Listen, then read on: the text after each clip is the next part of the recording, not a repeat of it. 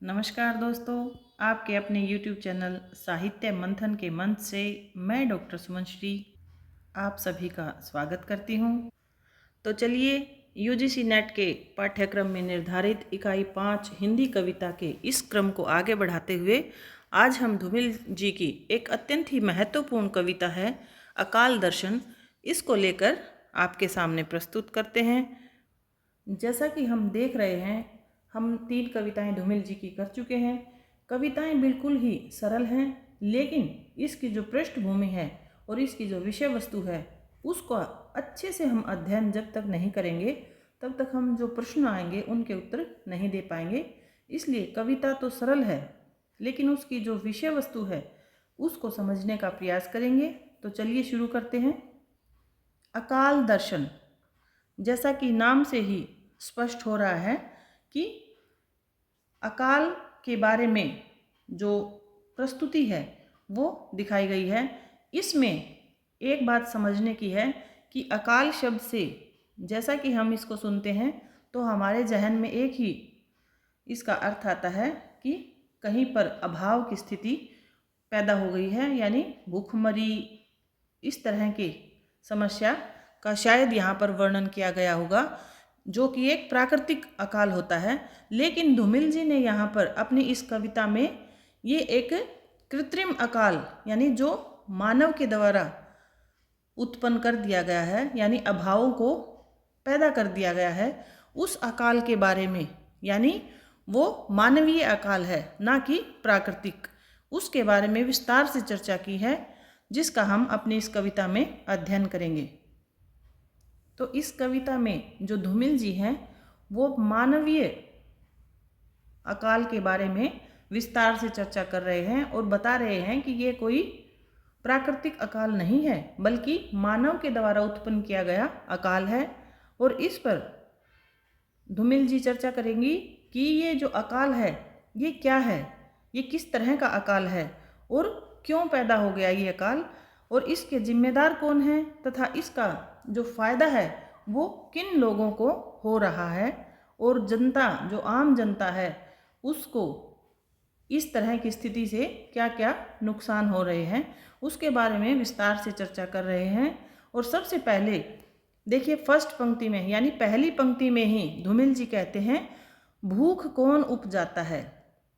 ये जो प्रश्न है ये आम जनता को सचेत करने के लिए और उसको जागरूक करने के लिए धूमिल जी सबसे पहले एक प्रश्न करते हैं। इससे पता चलता है कि धूमिल जी की जो कविताएं हैं इनमें एक तो प्रश्न शैली का प्रयोग अत्यंत हुआ है और जो संवाद शैली है उसका भी प्रयोग हुआ है, यानी धूमिल जी किसी से वार्तालाप कर रहे हैं, उनसे संवाद कर रहे हैं, प्रश्न कर रहे हैं कि ये जो समस्याएं हैं ये किस प्रकार पैदा हो रही हैं और इनका निवारण क्या है, और आम जनता को सचेत करने के लिए भी ये प्रयासरत हैं। और जनता जब जागरूक नहीं होती है तो धूमिल जी हैं उनके मन में एक आक्रोश पैदा होता है, और इस तरह की स्थिति उनकी लगभग सभी कविताओं में हमें देखने को मिलती है। इसलिए जो हिंदी कविता है इसमें धूमिल जी को एंग्री यंग मैन के नाम से भी जाना जाता है। तो चलिए, भाव यहाँ पर स्पष्ट हो चुका है कि इस कविता को लिखने का उद्देश्य क्या था और जनता को क्या समझाना चाह रहे हैं धूमिल जी। इस कविता को भी पढ़ते हैं, जिसमें लिखा गया है कि भूख कौन उपजाता है, वह इरादा जो तरह देता है, या वह घृणा जो आंखों पर पट्टी बांधकर हमें घास की सट्टी पर छोड़ आती है।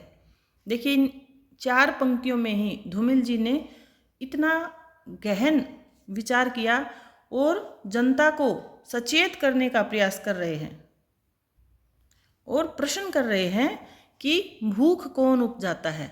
देखिए, वैसे तो किसान है वो फसल उपजाता है, लेकिन यहाँ पर कवि ने पूछा है कि भूख कौन उपजाता है। ये किस तरह की भूख है, जो पूंजीपति हैं वो धन की भूख है उनकी, है ना, यानी शोषक वर्ग की तरफ इशारा किया गया है कि ये जो भूख है, यानी उनकी जो समस्या पैदा करने की जो भूख है उसको कौन उपजा रहा है। वह इरादा, यानी वह इरादा जो तरह दे रहा है, यानी जनता का वह जो उन्हें छूट दे रहा है, क्या वह इस भूख को उगाता है या उपजाता है, या फिर वह घृणा जो आँखों पर पट्टी बांधकर, ये आँखों पर पट्टी बांधकर, यहाँ पर आँखों पर पट्टी बांधने का अर्थ है कि यहाँ पर कि जो सरकारें हैं उन्होंने आँखों पर पट्टी बांध ली है, यानी वो इस समस्या को देखकर भी नहीं देख रहे हैं और क्या कर रहे हैं कि हमें घास की सट्टी में छोड़ देते हैं, यानी हमें अभाव में छोड़ देते हैं। ठीक है, आगे देखते हैं। वह चालाक आदमी, उस चालाक आदमी ने मेरी बात का उत्तर नहीं दिया। देखिए, सबसे पहले ये प्रश्न किया था कि वह भूख कौन उपजाता है, तो किससे संवाद कर रहे हैं कवि? एक चालाक आदमी से। और यहाँ प्रतीकों का प्रयोग किया गया है, और चालाक आदमी है वो शासन का, यानी कि जो सफ़ेद पोश नेता लोग हैं, जो पूंजीपति हैं या फिर जो सामंती हैं, है ना, उन चालाक आदमी उसका प्रतीक है। लेकिन और जो ये कवि है ये बुद्धिजीवी है, और जो भी पूंजीपति या नेता होते हैं वो बुद्धिजीवी के प्रश्नों का उत्तर नहीं देते, क्योंकि वो उन्हें बेवकूफ़ नहीं बना सकते। ठीक है, बुद्धिजीवियों को सभी पता रहता है कि सिस्टम में, यानी इस जो संस्था चला रहे हैं ना सरकार, उसमें क्या क्या घपले हो रहे हैं, क्या क्या उनकी नीतियां हैं, तो उनको वो बेवकूफ़ नहीं बना सकते। इसलिए उस चालाक आदमी ने मेरी बात का उत्तर नहीं दिया, ये कवि कह रहे हैं। आगे देखते हैं। उसने गलियों और सड़कों और घरों में बाढ़ की तरह फैले हुए बच्चों की ओर इशारा किया और हंसने लगा। यहाँ पर देखिए कितनी गहरी बात कही गई है कि जो इंसान है वो सिर्फ अपने स्वार्थ की भूख में इतना संवेदनशील हो गया है, यानी संवेदनहीन हो गया है। संवेदनशीलता तो उसमें रही नहीं, क्योंकि इतनी समस्याएं हैं, फिर भी वो अपना जो कार्य है उसमें कमियां नहीं निकाल रहा, लेकिन दूसरी ओर इशारा कर दिया और बोले कि गलियों और सड़कों और घरों के बाढ़ की तरह फैले हुए बच्चों की ओर इशारा किया और हंसने लगा। देखिए, हंसने लगा, यहाँ पर जो मानव है उसकी संवेदनहीनता को दिखाया गया है कि इतनी सारी समस्या होने के बाद भी वो अपनी गलतियों को नहीं मान रहे हैं, उनमें कोई सुधार नहीं कर रहे हैं, और उसका जो दोष है वो दूसरी तरफ कर दिया कि जो ये बाढ़ की तरह फैले हुए बच्चे हैं। देखिए, बच्चों को भी किस बाढ़ की तरह फैले हुए बच्चों का अर्थ है कि यहाँ पर जो जनसंख्या वृद्धि हो रही है उसको इसका कारण मान रहे हैं कि ये जो भूख उपज रही है इसका कारण हम नहीं हैं। वो चालाक आदमी अपने आप को साफ सुथरा दिखाने के लिए ये कह देता है कि इसके कारण हम नहीं हैं, और वो इन बाढ़ की तरह फैले हुए बच्चों की ओर संकेत कर देते हैं और कहते हैं कि जो जनसंख्या बढ़ रही है वो इसका कारण है, और यह कहकर भी वो हंसने लगता है। ठीक है, देखिए ये जो बात है ना, ये बहुत चुभने वाली बात है कि एक तो इंसान है वो गलतियां कर रहा है और फिर ऊपर से हंस रहा है, यानी शोषण कर रहा है जनता का और फिर ऊपर से हंस भी रहा है। तो ये संवेदनहीन जो मानव आजकल हो गया है उसके बारे में भी बताया गया है। ये नहीं है कि जब ये 1971 ईस्वी में ये कविता लिखी गई थी, लेकिन आज भी वर्तमान में भी ये स्थिति ऐसी ही चली आ रही है। आगे देखते हैं। लेकिन कवि कहाँ मानने वाला था, क्योंकि वो तो बुद्धिजीवी है, उसको सब पता है कि क्या क्या शोषण हो रहा है, किस तरह से शोषण हो रहा है।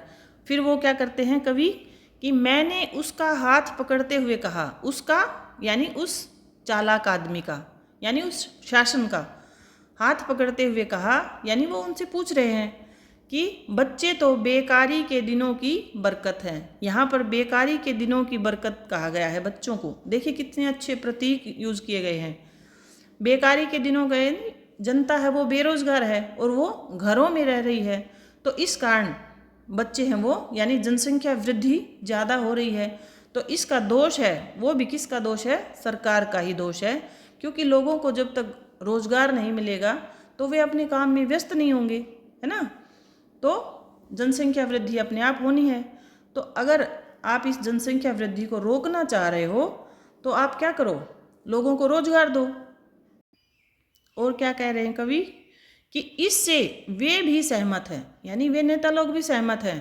और क्या कर रहे हैं वो, जो हमारी हालत पर तरस खाकर खाने के लिए रसद देते हैं। देखिए यहाँ रसद दे रहे हैं, यानी उनकी, हमें एक प्रकार से देखते हैं तो लगता है कि उनकी मदद कर रहे हैं, लेकिन ये भी उनका एक स्वार्थ है।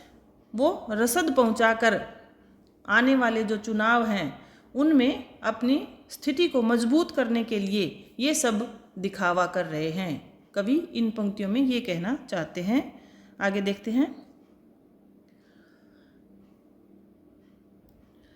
और उनका कहना है कि बच्चे हमें वसंत बुनने में मदद देते हैं, यानी बच्चे जितने ज़्यादा होंगे, भूखमरी ज़्यादा होगी तो वो उनमें राशन बांटेंगे और फिर उनसे उनका वोटों का लाभ होगा।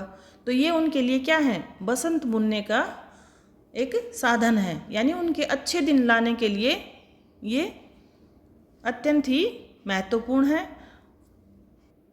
लेकिन फिर कवि कहते हैं क्योंकि, लेकिन यही वे भूलते हैं, दरअसल पेड़ों पर बच्चे नहीं हमारे अपराध फूलते हैं। वो कह रहे हैं ना कि बच्चे जितने ज़्यादा होंगे भूखमरी बढ़ेगी, इससे हमें ही लाभ होगा। लेकिन कवि कहते हैं कि वे ये बात भूल जाते हैं कि बच्चे हैं वो पेड़ों पर नहीं लगते, यानी बच्चे हैं वो पेड़ों पर थोड़ी ना लगते हैं। उनसे सिर्फ हमारा स्वार्थ पूर्ति के लिए हम उनका प्रयोग नहीं कर सकते, ठीक है। और ये जो बच्चे हैं ये जितने बढ़ रहे हैं इनसे आपको अभी दिख रहा है कि लाभ होगा, लेकिन ये हमारे अपराध फूलते हैं, यानी हम अपराधों को जन्म दे रहे हैं। क्योंकि आगे जितनी बेरोजगारी होगी, है ना, उससे क्या होंगे, बच्चे अपराध की तरफ बढ़ेंगे और इससे अपराध में बढ़ोतरी होगी, ये कवि कहना चाहते हैं। और इतना सब होने के बाद भी क्या होता है, मगर उस चालाक आदमी ने मेरी किसी बात का उत्तर नहीं दिया और हंसता रहा, हंसता रहा, हंसता रहा। लेकिन वो जो चालाक आदमी है, जो पूंजीपति लोग हैं या जो व्यवस्था में जो ऊंचे पद पर आसीन हैं, वो इस चीज़ का कोई जवाब नहीं देते हैं और हंसता रहा, हंसता रहा, हंसता रहा। देखिए यहाँ पर 3 बार कवि ने हंसता रहा का प्रयोग किया है। इससे ये पता चलता है कि इस बात पर जोर दिया गया है कि कितनी संवेदनहीनता है लोगों में हो गई है, और वो इतने सारे कुकर्म करके भी, इतने सारे अपराध करके भी, यानी इतनी बेरोजगारी, इतना सब कुछ देश को विनाश की ओर ले जाकर भी सिर्फ हंसता रहा, यानी वो सिर्फ हंसता ही रह गया। यानी उसने अपने किसी भी कार्य को अपराध के रूप में स्वीकार नहीं किया। और फिर क्या किया, जल्दी से हाथ छुड़ाकर, क्योंकि उसको पता था कि बुद्धिजीवी लोग हैं वो बार बार प्रश्न करेंगे, तो वो जल्दी से अपना हाथ छुड़ाकर जनता के हित में स्थानांतरित हो गया। देखिए फिर कितनी जल्दी उसने अपना दल बदल लिया। पहले तो जनता को ही दोषी मान रहा था कि ये जनसंख्या वृद्धि होने से ये सब भूखमरी ये सब फैल रहे हैं, लेकिन फिर जल्दी से हाथ छुड़ाकर जनता के हित में स्थानांतरित हो गया, यानी अपने तेवर बदल लिए। और फिर वो अपनी जो नीतियां हैं कि जनता के लिए उन्होंने क्या क्या किया है, इन सब को गिनवाने लगा और जनता की तरफ स्थानांतरित यानी बदल गया, उनकी तरफ हो गया। फिर कवि को लगता है कि यहाँ पर तो कोई प्रश्नों के उत्तर मिलने वाले नहीं हैं। फिर वो जनता से कहना चाहता है, मैंने, यहाँ देखिए, मैंने खुद को समझाया यार, उस जगह खाली हाथ जाने से इस तरह क्यों झिझकते हो। यानी जब तुम उस जनता के पास जाओगे, यानी उस जनता को भी समझाने का प्रयास करोगे, तो उसके ऊपर भी उस चीज़ का कोई प्रभाव नहीं पड़ेगा, तो तुम क्यों घबरा रहे हो, यानी क्यों झिझक रहे हो उस जनता के पास जाने के लिए। क्या तुम्हें किसी का सामना करना है। ये इस पंक्ति में देखिए कितना गहरा अर्थ छिपा हुआ है। क्या तुम्हें किसी का सामना करना है, और फिर है प्रश्नवाचक चिन्ह, यानी कि जनता है वो भी कोई विरोध नहीं कर रही है। अगर विरोध करेगी तो ही वो प्रश्न पूछेगी। लेकिन जनता है वो भी बिल्कुल चुपचाप है, यानी तुम जनता को समझाने जाओगे तो जनता तुमसे भी कोई प्रश्न नहीं करेगी, ना कुछ जवाब देगी, तो वहाँ भी कोई समस्या नहीं होने वाली है। और क्या होता है, तुम वहाँ कुआं झांकते आदमी को सिर्फ पीठ देख सकते हो। देखो, जिस प्रकार जब हम कोई प्रश्नोत्तर करते हैं तो आमना सामना होता है, हम आमने सामने से संवाद करते हैं, लेकिन जनता है वो तो इस तरफ कोई ध्यान ही नहीं दे रही है। तो जिस प्रकार यहाँ प्रतीकों का प्रयोग किया गया है, मैंने बताया कि धूमिल जी प्रतीकात्मक शैली का अत्यंत प्रयोग करते हैं और कहते हैं कि जिस प्रकार कुएं से पानी भरते हुए जब हम जाते हैं और देखते हैं तो सिर्फ उसकी पीठ हमें दिखाई देती है, उसी प्रकार जनता है वो इस जो शासन व्यवस्था है उसके प्रति विमुख हो गई है, यानी उसका कोई ध्यान ही नहीं है, तो वे भी सिर्फ उनकी पीठ दिखाई देगी, यानी उनसे भी कोई उम्मीद नहीं है। और फिर कवि निराश होकर यूँ लगता है कि ना तो उस चालाक आदमी ने इस चीज़ का कोई जवाब दिया और जनता के पास जाने का भी कोई लाभ नहीं है, क्योंकि उनकी सिर्फ पीठ दिखाई देगी, यानी कोई वो विरोध नहीं करेंगे, कुछ भी नहीं कहेंगे। फिर क्या कहते हैं, और सहसा मैंने पाया कि मैं खुद अपने सवालों के सामने खड़ा हूँ, यानी जो सवाल मेरे मन में हो रहे थे उनका जवाब कहीं नहीं मिला, और फिर वो सारे जो सवाल थे वो वापस मेरे पास ही आ जाते हैं, यानी मैं उनके सामने खड़ा हूँ या वो मेरे सामने खड़े हैं। सवाल हैं वो यूं के यूं बने हुए हैं, और उस मुहावरे को समझ गया हूँ, यानी उस मुहावरे को यानी उस बात को भी मैं समझ गया हूँ जब जो आज़ादी और गांधी के नाम पर चल रहे हैं, यानी ये देखिए यहाँ भी प्रतीकों का प्रयोग किया गया है कि आज़ादी और गांधी के नाम पर जो सत्ताधारी लोग हैं वो अपना शासन चला रहे हैं और जनता की तरफ कोई ध्यान नहीं दे रहे हैं। इस चीज़ को मैं अच्छे से समझ गया हूँ। जिससे न भूख मिट रही है और ना ही मौसम बदल रहे हैं, यानी जब कोई कुछ करेगा नहीं तो फिर कोई फ़ायदा नहीं होगा उस चीज़ का, तो वो इस तरफ प्रयासरत ही नहीं है, तो इससे ना तो भूख मिट रही है, यानी उनकी जो पैसे के प्रति भूख है ना तो वो मिट रही है, और ना मौसम बदल रहा है। यहाँ भी प्रतीकों का प्रयोग किया गया है कि जनता की जो रोज़मर्रा की जो ज़िंदगी है उसमें भी कोई सुधार नहीं हो रहा है। और लोगों की स्थिति क्या हो रही है कि लोग बिलबिला रहे हैं, यानी कि देखिए लोगों की स्थिति इतनी बदतर हो गई है, लेकिन वो आवाज़ उठाने के लिए बिल्कुल भी सामने नहीं आ रहे हैं, वो बिलबिला रहे हैं। यहाँ पर एक बिलबिलाना का अर्थ होता है कि वो इतने ज़्यादा परेशान हैं कि पेड़ों को नंगा करते हुए पत्ते और छाल खा रहे हैं, यानी पेड़ों को काट रहे हैं और अपनी भूख मिटाने के लिए उस अकाल की स्थिति में अपनी भूख मिटाने के लिए क्या कर रहे हैं, पत्ते और छाल खा रहे हैं पेड़ों के और मर रहे हैं। देखिए बिल्कुल जो स्थिति है वो मरने तक आ गई है, लेकिन जनता है वो जागरूक ही नहीं हो रही है। इस चीज़ का जो आक्रोश है कवि के मन में अत्यंत ही हमें इन पंक्तियों में स्पष्ट रूप से दिखाई दे रहा है। और क्या देखते हैं कवि, मर रहे हैं, दान कर रहे हैं। देखिए यहाँ पर ये जनता के लिए था सब, और ये हैं ये सत्ताधारी लोगों के लिए, ये पंक्तियां हैं वो सत्ताधारी लोगों के लिए प्रयोग की गई हैं। और ऐसी स्थिति में कुछ लोग ऐसे भी हैं जो दान कर रहे हैं, यानी किसी चीज़ों का दान कर रहे हैं, अनाज का दान कर रहे हैं। ऐसा नहीं है कि हमारे देश में किसी चीज़ की कमी है, लेकिन जो व्यापारी हैं, मुनाफाखोर हैं, उन्होंने पहले ही अनाज को गोदामों में भर लिया है, और अब जब भूखमरी फैल गई है चारों ओर, तो वे उस अनाज को ही लेकर दान के रूप में, यानी जो जनता का था लेकिन उन्हीं को एक सहानुभूति के तौर पर दान के रूप में जनता को दे रहे हैं। और क्या कर रहे हैं, जलसों जुलूसों में भीड़ की पूरी ईमानदारी से हिस्सा ले रहे हैं, यानी कि अब वो जो दान देकर जो जलसे और जुलूस निकाल रहे हैं लोगों को दिखाने के लिए कि हम आपके हक के लिए, आपके अधिकार के लिए, देखिए जलसे निकाल रहे हैं, जुलूस निकाल रहे हैं, और उस भीड़ को बड़ी ही ईमानदारी से उनमें वो लोग हिस्सा ले रहे हैं। ठीक है, यहाँ पर सिर्फ ये दिखावा हो रहा है जिसको जनता बिल्कुल नहीं समझ रही है। और जनता बिल्कुल ही इतनी मतलब बिल्कुल जागरूक ही नहीं है। और वो क्या कर रही है, इतनी भयंकर स्थिति अकाल की होने पर भी, यानी इतनी दुर्दशा होने पर भी अकाल को सोहर की तरह गा रही है। देखिए, सोहर शब्द का अर्थ हमें समझना है। सोहर का अर्थ होता है कि जब बच्चा पैदा होता है ना, तो उस समय खुशी के लिए गीत गाए जाते हैं। ठीक है, तो उस अकाल को यानी इस गंभीर परिस्थिति को जनता सोहर की तरह गा रही है, यानी खुशी के गीतों की तरह गा रही है। और झुलसे हुए चेहरों पर कोई चेतावनी नहीं है। और कवि को इस चीज़ का बहुत दुख है कि वो इतनी गरीबी और इतनी भूखमरी और इन सब चीज़ों से जूझ रहे हैं, समस्याएं हैं उनके सामने, और उनके चेहरे हैं वो बिल्कुल झुलस चुके हैं इन समस्याओं को झेलते झेलते। लेकिन फिर भी कोई चेतावनी उनके ऊपर नहीं है, यानी कोई उनके अंदर जागरूकता ही पैदा नहीं हो रही है।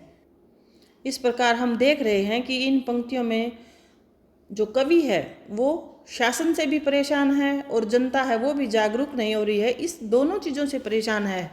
और फिर क्या कहता है कि मैंने जब भी उनसे कहा, उनसे यानी सत्ताधारी लोगों से कहा कि देश, शासन और राशन, और आगे देखिए 3 डॉट लगा दिए। इसका अर्थ है कि इससे आगे भी और समस्याएं भी हैं, कहीं शासन की है, कहीं राशन की है। उन सब का क्या अर्थ है, यानी उन सब से हमें कोई भी मुसीबत का जो सामना करने का जो हल है वो नहीं मिल पा रहा है। और ऐसा हम जब किसी से प्रश्न करेंगे जो मुसीबत पैदा करने वाले हैं स्वयं ही, और उन्हीं से हम उसका हल ढूंढने के लिए प्रश्न करेंगे, तो वो क्या करेंगे हमें, उन्होंने मुझे टोक दिया, यानी उन्होंने टोक दिया। वो इस चीज़ का जवाब नहीं देना चाहते क्योंकि उनको पता है कि ये जो समस्याएं हैं वो हमारे द्वारा ही उत्पन्न की गई हैं। तो अब वो उसका जवाब क्या देंगे, तो उन्होंने मुझे टोक दिया, यानी कवि को टोक दिया, अपनी बात रखने ही नहीं दी। और अक्सर वे मुझे अपराध के असली मुकाम पर, यानी वो मुझे उस बात तक, यानी उस मुद्दे तक पहुंचने ही नहीं देते, इससे पहले ही वो मुझे क्या कर देते हैं, टोक देते हैं। और अपराध के उस मुकाम पर उंगली रखने से मना कर दिया, यानी जो वो अपराध कर रहे हैं, और कवि बुद्धिजीवी है, उसको पता है कि ये अपराध कौन कर रहा है, ये शासन कर रहा है, ये पूंजीपति लोग कर रहे हैं, जो सामंती व्यवस्था है वो कर रही है। और जब वो उंगली रखते हैं, यानी उनकी गिनवाते हैं कि भाई ये चीज़ें हैं, ये गलत हैं, तो वो उंगली रखने से मना कर देते हैं। वो जो शासन को चलाने वाले सफ़ेद पोशाकधारी जो राजनेता लोग हैं वो उनको मना कर देते हैं। और कवि थक हार कर फिर जनता की ओर इशारा करते हैं और जनता को समझाने का प्रयास कर रहे हैं कि जनता की स्थिति कैसी हो गई है। देखिए, जिसका आधे से ज़्यादा शरीर भेड़ियों ने खा लिया है, यानी जनता के अधिकार हैं, जो आधे से ज़्यादा अधिकार हैं उन पर जो शासन ने कब्जा कर लिया है, यानी उनका आधे से ज़्यादा शरीर भेड़ियों ने खा लिया है। यहाँ भी भेड़िया प्रतीक है उस शासन के लिए, उन सत्ताधारी लोगों के लिए, उन पूंजीपति लोगों के लिए जिन्होंने, उस शोषक वर्ग के लिए है जिन्होंने इस आम जनता का शोषण किया है। ठीक है, वे इस जंगल की सराहना करते हैं। फिर भी देखिए जनता कितनी मतलब बिल्कुल ही जागरूक नहीं है। इतना सब होने के बाद भी वो उनकी चिकनी चुपड़ी बातों में आ जाती है और फिर भी वो जंगल की सराहना करते हैं। यानी देखिए कवि ने यहाँ पर जो शासन व्यवस्था है उसको जंगल राज की संज्ञा दी है कि किस तरह से जंगल राज फैला हुआ है, अपनी मर्जी से सब कुछ चल रहा है उनका और कोई विरोध करने वाला ही नहीं है। और फिर क्या कहते हैं, भारत वर्ष नदियों का देश है। और क्या कह देते हैं कि भारत वर्ष तो नदियों का देश है, यानी यहाँ पर तो अकाल हो ही नहीं सकता, ऐसी विभ्रांति फैला रहे हैं। और फिर कवि फिर से जनता की ओर करते हैं संकेत कि बेशक यह ख्याल ही उनका हत्यारा है, क्योंकि वो जनता है वो सरकार की हितकारी बनी हुई है, यानी उनको लग रहा है कि सरकार हमारे हित में है। ये जो ख्याल है उनका, ये ही उनका हत्यारा है, ये ही उनके शोषण का कारण बना हुआ है। यह दूसरी बात है कि इस बार उसे पानी ने मारा है। ठीक है, यानी कि कवि कहना चाहते हैं कि दूसरी बात यह है कि इस बार उन्हें पानी ने ही मारा है। ये देखिए स्थिति कैसी है, राजनेता लोग हैं वो हर परिस्थिति को अपने अनुकूल बना लेते हैं। जब बारिश नहीं होती है तो अकाल घोषित कर देते हैं, और जब बारिश ज़्यादा हो जाती है तो उसको बाढ़ का रूप दे देते हैं। और उन दोनों ही स्थितियों में जो नेता लोग हैं, जो व्यवस्था है हमारी, उसका फ़ायदा उठाती है। आगे देखते हैं, मगर वे हैं कि असलियत नहीं समझते। वे कौन? आम जनता। यानी फिर भी इतना सब हो गया है, इतना सब हमारे सामने उपस्थित है, और जनता को कभी बार बार समझाने की कोशिश कर रहे हैं, प्रयत्न कर रहे हैं, लेकिन वो असलियत को नहीं समझते। अनाज में छिपे उस आदमी की नीयत को नहीं समझते। यानी जो अनाज में छिपे आदमी की नीयत, यानी उस जो व्यापारी वर्ग है, यानी जो पूंजीपति लोग हैं, वो पहले से ही उस अनाज को गोदामों में भर लेते हैं खरीद कर, और फिर लोगों के सामने भूखमरी इस तरह की स्थिति को उपस्थित कर देते हैं कि देखो देश में कितनी भूखमरी फैली हुई है, और हमारी जो स्कीमें हैं इनको आप अपने जीवन में उतारिए जिससे आपको लाभ मिलेगा। यानी उनसे टैक्स वसूल करने के चक्कर में रहते हैं, और लेकिन फिर भी जो आम जनता है वो अनाज में छिपे उस आदमी को, उस व्यापारी वर्ग, उन पूंजीपतियों को समझ नहीं पा रही है। देखिए, जो पूरे समुदाय से यानी आम जनता से वो लोग क्या करते हैं, पूंजीपति लोग आम जनता से अपनी गिजा वसूल करता है, अपनी गिजा वसूल करता है। गिजा, गिजा का अर्थ समझते हैं? गिजा का अर्थ होता है अपनी खुराक, यानी अपना जो भरण पोषण है वो पूरे समुदाय से वे लोग कर रहे हैं, क्योंकि उन्हीं को लूट कर अपना पेट भर रहे हैं। अपनी जो खुराक है वो उस पूरे समुदाय से वो वसूल कर रहे हैं। और क्या कर रहे हैं, कभी गाय से और कभी हाय से। देखिए जनता को कितना बेवकूफ़ बनाया जा रहा है। गाय यानी देखिए प्रतीकात्मक शैली है।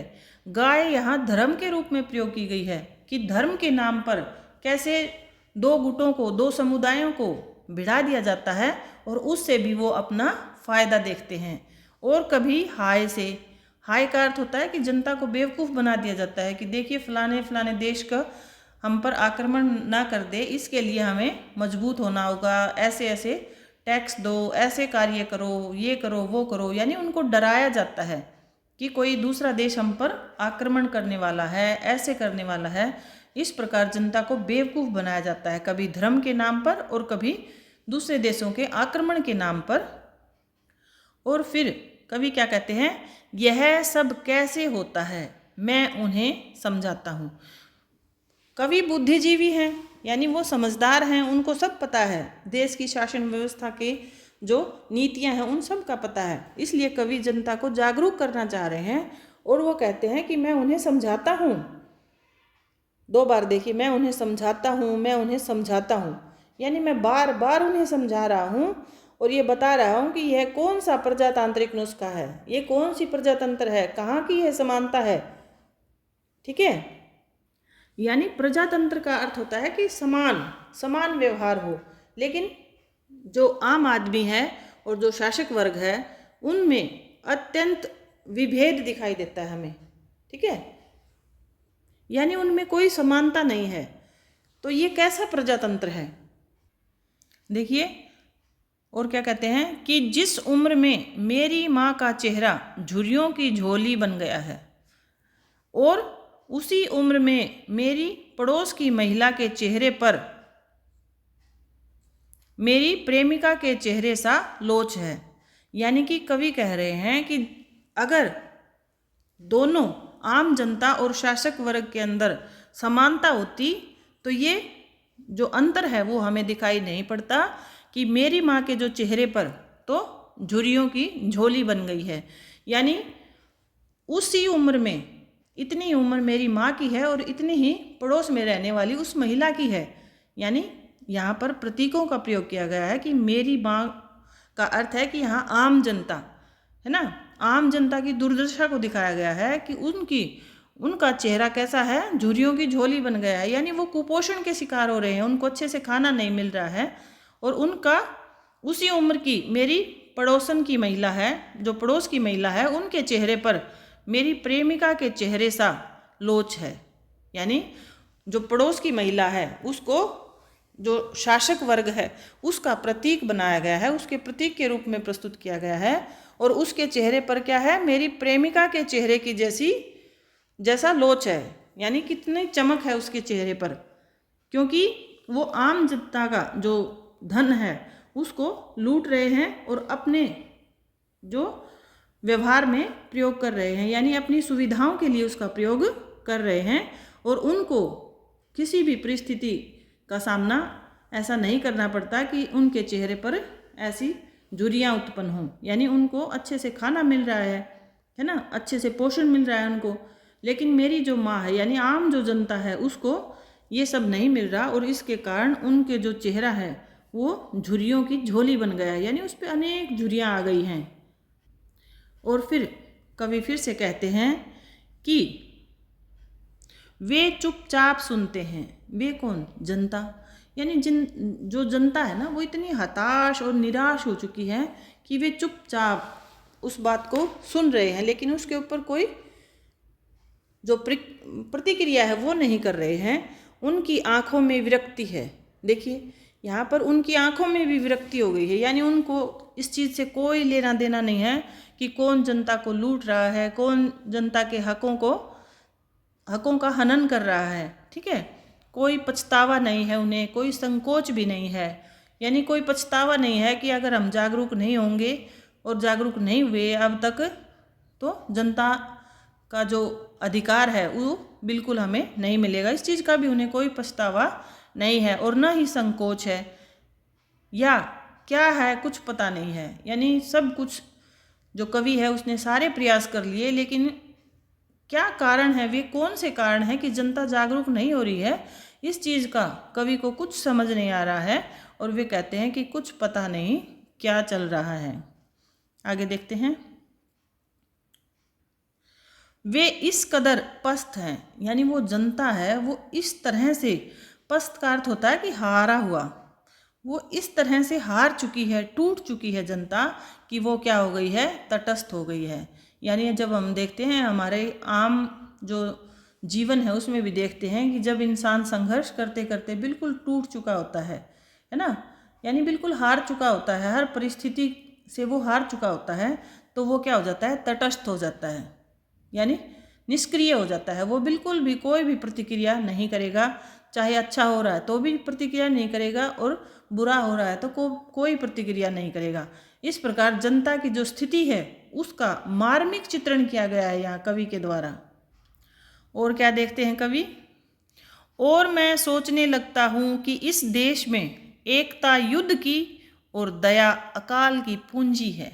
देखिए कितनी गहरी बात कही है कवि ने यहाँ पर कि मैं सोचने लगता हूँ, और जब मैं सोचने लगता हूँ कि ऐसी स्थिति क्यों हो रही है, यानी इसका कारण क्या है, तो इस देश में क्या दिखाई देता है मुझे, एकता युद्ध की। यानी हमारे देश में एकता अगर पहले से ही हो, हमेशा एकता रहे, तो कोई भी जो जनता है, आम जनता का अधिकार नहीं छीन पाएगा। लेकिन ये जो एकता है वो हमेशा रहती ही नहीं है। यही कारण है कि एकता है केवल युद्ध के समय, यानी अगर कोई बाहरी देश हम पर आक्रमण करता है या कोई ऐसी स्थिति उत्पन्न होती है तो हमारी जनता है, हमारे जो सभी वर्ग हैं वो एक साथ एकत्रित हो जाते हैं। अगर ऐसी स्थिति हमेशा बनी रहे तो ये स्थितियां पैदा ही नहीं होंगी, ये अकाल, भूखमरी और ये जो पीड़ा है वो उत्पन्न ही नहीं होगी। लेकिन आम जनता है वो कभी भी एकत्रित नहीं हो रही है, और जो एकता है वो सिर्फ युद्ध के समय ही दिखाई देती है। और दया अकाल की पूंजी है, और जो दया है वो अकाल की पूंजी है। अगर आम जनता के प्रति पूंजीपतियों का जो दया का भाव है वो अगर हमेशा रहे तो वो भी उस स्थिति से उबर सकते हैं। लेकिन ये जो दया है, ये जब अकाल पड़ेगा, कोई संकट आएगा, इस तरह की स्थितियां होंगी, तभी पूंजीपति लोग हैं वो उस दया को दिखाएंगे, और उसमें भी उनका स्वार्थ होता है। ठीक है, तो ये सब चीज़ें होती हैं, और कवि चाहता है कि देश में क्रांति हो, लोग जागरूक हों। तो इस चीज़ का कोई समाधान कवि के सामने उपस्थित नहीं है। आगे देखते हैं। आगे देखिए, क्रांति अब देश में क्रांति लाना चाहते हैं कवि, लेकिन क्रांति कब आएगी? जब जनता जागरूक होगी, जनता एक होगी। लेकिन यहाँ वो सब स्थिति बिल्कुल विपरीत है। यहाँ से असंग लोगों के लिए किसी अबोध बच्चे के हाथों की कुंजी है। यहाँ पर लोग हैं ना, वो कैसे हैं? असंग लोग हैं, यानी संगत के साथ, यानी मिलकर नहीं चल रहे हैं, एकता नहीं आ रही है उनमें, जागरूक नहीं हो रहे हैं। तो ऐसे असंग लोगों के लिए किसी अबोध, उनकी जो स्थिति है ना, वो उसका कारण क्या है? जिस प्रकार यहाँ पर भी एक प्रतीक दिया गया है कि जिस प्रकार से अबोध बच्चे के हाथों की जूजी है, ठीक है, इसका अर्थ है कि खिलौना है। जैसे कोई अबोध बालक है और उसको आप कीमती खिलौना दे दोगे या कुछ ऐसी चीज़ दे दोगे जो अत्यंत ही अनमोल है, तो वो बच्चे के लिए कोई उस चीज़ की कोई वैल्यू नहीं है कि ये कितने हज़ार रुपए की आई है, कितने लाख रुपए की आई है, क्योंकि वो बच्चा क्या है? अबोध है, उसको तो ज्ञान ही नहीं है इस चीज़ का, और वो उसको इधर उधर फेंकेगा, तोड़ेगा। तो ये आम जो जनता है वो उसी प्रकार है कि उनके लिए जो जागरूकता है, आज़ादी है और अपने हक की जो लड़ाई है, वो बिल्कुल ही उनके लिए कोई मायने नहीं रखती। इस प्रकार हम देखते हैं कि हमने पूरी कविता में कवि है वो उस चालाक आदमी से प्रश्न करता है, उस शासन से प्रश्न करता है और उस जनता को जागरूक करने का पूरी कविता में प्रयास करता है, अनेक उदाहरण देता है, फिर भी जनता समझ नहीं रही है, जागरूक नहीं हो रही है। इस प्रकार हम देखते हैं कि जो कवि धूमिल हैं, यानी सुदामा पांडे धूमिल जी हैं, इनके मन में एक आक्रोश की भावना रहती है देश की स्थिति को देखकर। तो और उनमें इस आक्रोश के कारण ही जो हिंदी कविता के जो एंग्री यंग मैन के रूप में धूमिल जी को जाना जाता है। ठीक है, तो आज हमने ये कविता पढ़ी अपनी पूरी और इसको अच्छे से समझा हमने, और मुझे उम्मीद है कि इस तरह की कविता में से जितने भी प्रश्न बनेंगे वो आप अच्छे से कर पाएंगे। इस प्रकार हमने धूमिल जी की जो हमारे पाठ्यक्रम में 4 कविताएं लगी हुई थी, उनका हमने विस्तृत भावार्थ अच्छे से व्याख्या समझी, और उसका जो भाव था वो हमारे स्मृति पटल पर हमेशा याद रहे। उसको समझते रहिए, पढ़ते रहिए। तो चलिए मिलते हैं किसी और कवि की किसी और कविता के साथ अगली इस क्रम में। और मैं आपको बता दूं कि धूमिल जी की जो 4 कविताएं लगी हुई हैं, नक्सलवाड़ी, मोचीराम, अकाल दर्शन, रोटी और संसद, ये अत्यंत ही महत्वपूर्ण कविताएं हैं। और अगर आपने पिछली 3 कविताएं नहीं पढ़ी हैं और आप उनका भावार्थ इसी तरीके से जानना चाहते हैं तो हमारी जो पिछली वीडियोस हैं उनको भी देखें और सभी कविताओं को अच्छे से हृदयंगम करें, उनके भाव को समझें, उनकी पृष्ठभूमि को समझें। चलिए पढ़ते रहिए इसी जोश के साथ। तब तक के लिए धन्यवाद। मिलते हैं अगली वीडियो में। नमस्कार। जय हिंद।